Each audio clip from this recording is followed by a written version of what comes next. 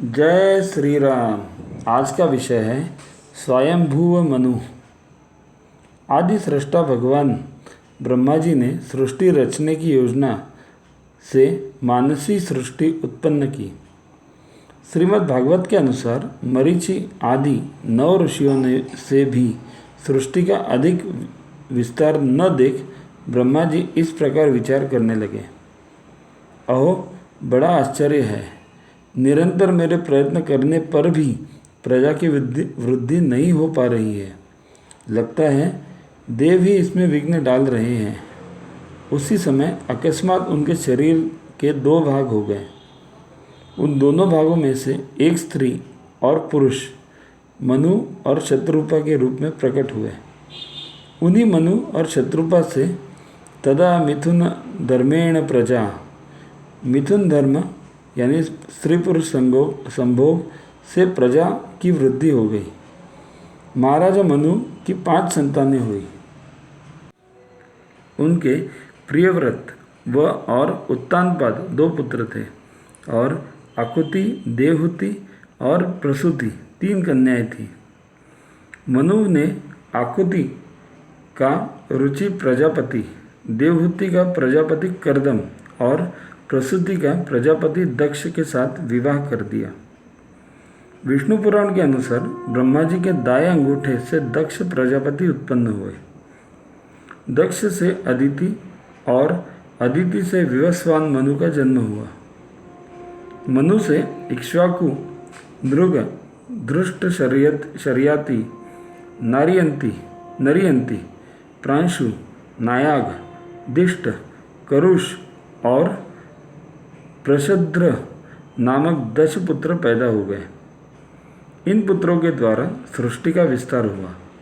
स्वयंभुव मनु ने मनुस्मृति नाम महान ग्रंथ की रचना की, जिसमें जगत व्यवहार की बातें बताई। इस स्मृति में 12 अध्याय हैं। प्रथम अध्याय में सृष्टि उत्पत्ति, प्रलय की विभिन्न अवस्थाओं का वर्णन है। द्वितीय अध्याय में आर्यवर्त की 4 सीमाओं, जलवायु, निवासियों के चरित्र, 16 संस्कार और उसके परिणाम पर चर्चा कर ब्रह्मचारी द्वारा गुरुकुल में पालन किए जाने वाले नियमों का उल्लेख किया है। तृतीय अध्याय में 8 प्रकार के विवाहों, कन्या की पात्रता और श्राद्ध से संबंधित नियमों का वर्णन किया है। चतुर्थ अध्याय में गृहस्थ द्वारा पालन योग्य आदर्श आचार संहिता, चरित्र रक्षा, हानिकारक कर्मों से बचने, उदार होकर दान देने व इंद्रियों पर उचित नियंत्रण की चर्चा की है। पंचम अध्याय में अभक्ष्य पदार्थों, मांसाहार से हानियाँ, हिंसा, अहिंसा, शुद्धि करने वाले 12 पदार्थों, ईमानदारी से अर्थोपार्जन का महत्व, शरीर के 12 मलों तथा स्त्री पुरुष के आदर्श संबंधों का वर्णन किया है। षष्ठम अध्याय में उन्होंने वानप्रस्थ आश्रम में आचरण करने योग्य नियमों जैसे मांसाहार न करना, प्राणी मात्र से प्रेम, अपरिग्रही स्वभाव, निंदा प्रशंसा से दूर, कष्टों को खुशी से सहना तथा संध्या वंदन के महत्व के साथ संन्यास आश्रम का भी वर्णन किया है।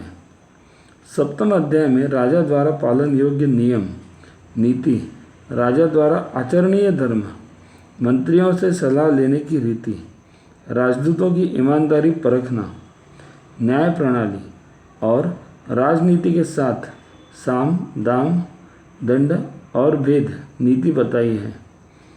अष्टम अध्याय में राज्य की सीमा और कोष की सुरक्षा, विवाद निपटाने की प्रणाली, धर्म विरुद्ध गवाही व झूठ बोलने या धोखा देने वाले के लिए दंड के विधान और न्याय की चर्चा की है।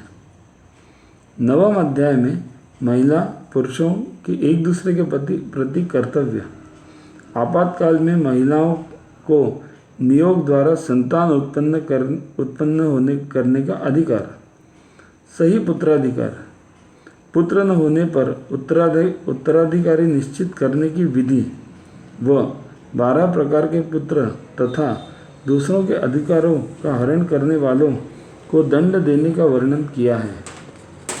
10वें अध्याय में चारों वर्णों के कर्तव्यों, वर्ण संकर की सामाजिक स्थिति, आपद धर्म में तथा संकट में भी अपने धर्म के पालन विषयों का उल्लेख किया है। 11 अध्याय में वेद कर्मों का त्याग, न करने योग्य कर्म करने पर प्रायश्चित तथा वेदानुसार आचरण व तप, ज्ञान के महत्व का वर्णन किया है। 12 अध्याय में व्यक्ति के कर्मानुसार उत्तम, मध्यम तथा अधम गतियों का वर्णन, आत्मज्ञान, ब्रह्मदेवता की पहचान, परम पद की प्राप्ति के उपाय, सभी को समान दृष्टि से देखने आदि विषयों का विस्तार से उल्लेख कर मानव जाति पर उन्होंने महान कृपा की है। मानव धर्म के रूप में जितनी भी अच्छी बातें आज समाज में दिखाई देती हैं, वे सब मनु के नियम बनाकर स्वयं उनका पालन कर प्रजा और आने वाले राजाओं को विधान सौंप दिया, उसी वजह से है। ब्रह्मचर्य द्वारा जहाँ ज्ञानार्जन, गृहस्थ धर्म द्वारा संसार का भोग, वानप्रस्थ द्वारा उन भोगों से निवृत्त हो समाज कल्याण और संन्यास द्वारा आत्मकल्याण की विशद चर्चा की है। उनके द्वारा बहुत पहले बताई गई अवस्था आज भी समाज को प्रासंगिक प्रेरणा दे रही है। धृति, क्षमा, दमो, अस्तेय, शौचम, इंद्रिय निग्रह, धी विद्या, सत्यम क्रोधो, दशकम धर्म लक्षणम।